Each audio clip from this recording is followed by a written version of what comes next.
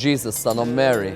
Growing up in the Muslim community, you only hear about snippets of his life. But how much do we really know about his life? The man who some described as God, or the Son of God, or the Spirit of God, or the Messiah, or the Prophet, or the Messenger, is a man whose life has to be examined in great depth. What was Nazareth like? Bethlehem, Galilee, Rome? Why did he emerge?